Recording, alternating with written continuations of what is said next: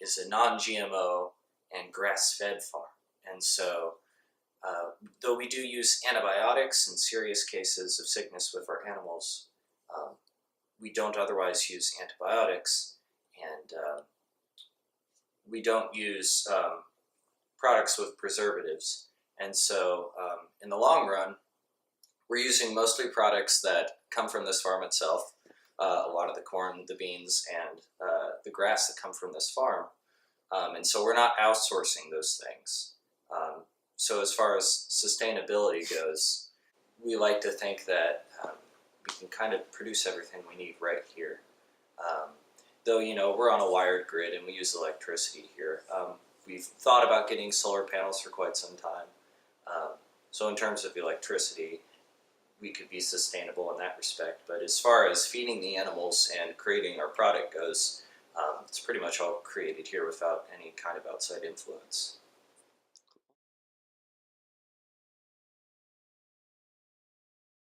We're not an organic farm, and for a few reasons. A lot of the reason we're not is that the organic business is not really what it was in the early 90s when it started to become a thing. A lot of corporations have taken up organics and kind of got through the loopholes of the legal process. And so it's not really what it used to be, and organic really isn't that great anymore. Another thing is that for state standards to be organic, you can't use antibiotics with your animals. And we don't on a regular basis, but this means that if an animal is dying, or whose life is in jeopardy, you can't use it to save it, and we don't really agree with that. So we're not organic for that reason. That's why we're strictly grass-fed, non-GMO. Mm-hmm.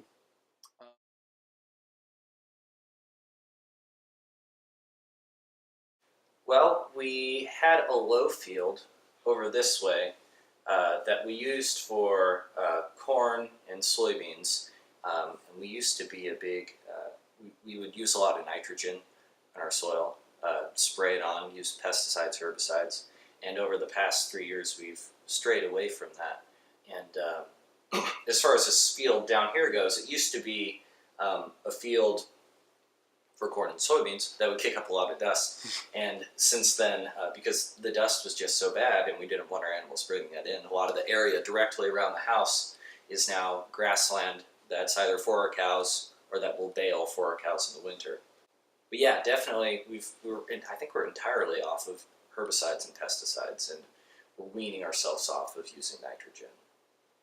Yeah.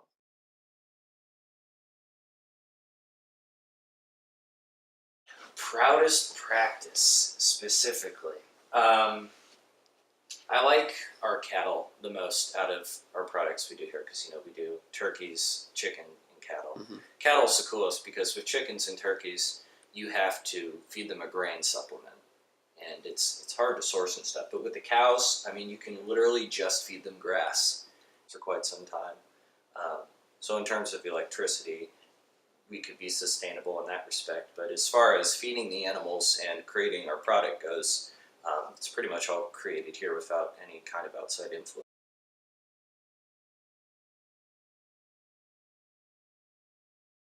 So far, we've bought them. This is a pretty new venture. We've only been in this for about 5 years now. Mm-hmm. Cattle, only 3 actually. So we've bought everything now. We eventually want to birth our own calves and have our own livestock here, but we don't really have facilities for that yet. Yeah.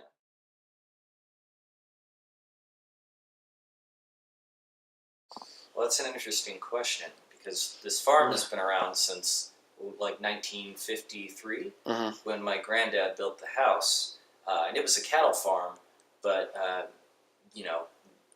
in the modern sense, an industrial cattle farm. And so, we outsourced a lot of our hay, and these weren't cows that got to be on fresh grass all the time. We had to feed it to them, and they were in the same area, and that was not that great.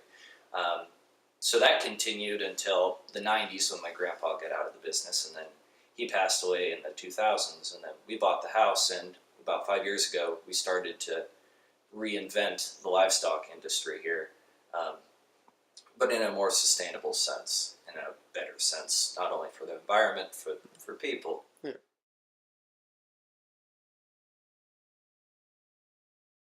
Like us on Facebook at Hoosier Heritage Farm.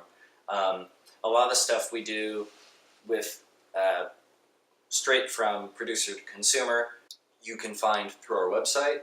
It's HoosierHeritage.weebly.com, and you can order things directly from there. And we'll, you can come and pick them up, and you could buy them in that way. Also, we supply to Courtney's Kitchen in downtown Noblesville. I think the majority, if not all, of their chicken now is from us. The Uptown Cafe in Noblesville, and Traders Point Creamery, which I believe is in Westfield. They're a creamery, so they're a dairy there, and they operate under almost the same practices we do.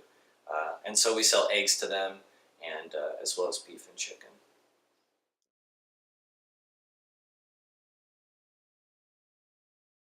Oh yeah.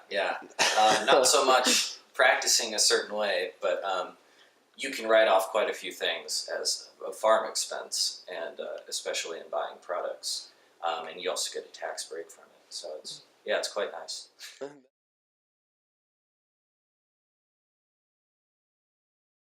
It takes longer. I'm going to be honest. Yeah. GMO is the easier way to do things, but it's not necessarily the best way, especially from the point of view of eating our product and consuming our product. Specifically, corn and beans, I would say it takes maybe a month longer, which is actually quite a bit in terms of seasons. Grass, you don't see so much of a difference in, which is great.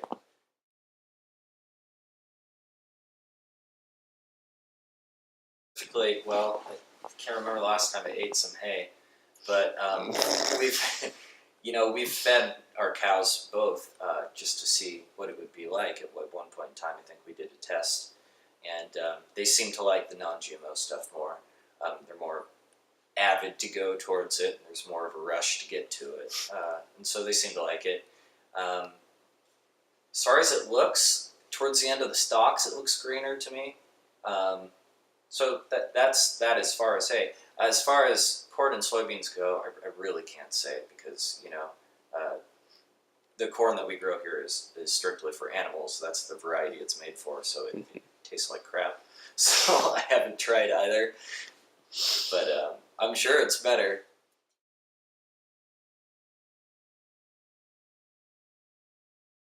All right. Well, we're selling stuff pretty much the entirety of the year. As far as producing, obviously we don't produce in the winter. We're actually still in the process right now of getting everything up. We haven't put our chickens in their movable paddock houses yet or anything like that. So they're still in winter mode to some extent. That'll happen in a few weeks. But you can buy our products year-round, especially eggs. As far as chicken goes, typically we run out around November, and then we won't be back till about February. But that's not always the case. Turkeys, sometimes you have to special order because they go really fast. Yeah. But beef, yeah, pretty much year-round.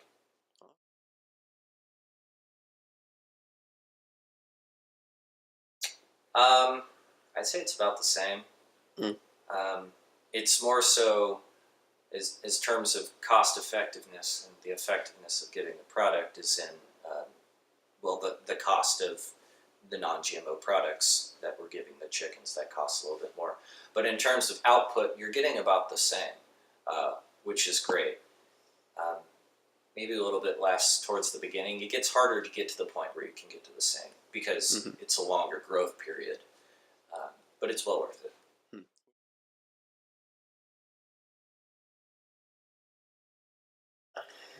Healthier, for sure. I couldn't give you exact numbers of how, but they taste better, that's for sure. And they look better. If you were to compare the yolks of eggs from ours, and we've done this before too, eggs you could buy at Walmart or Marsh or something, just white eggs, they look much fuller in color.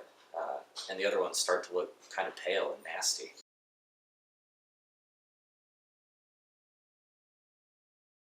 Well, I mean, there's always the risk of of something going wrong with organic aids, but we're not organic, and so I can't really speak on that.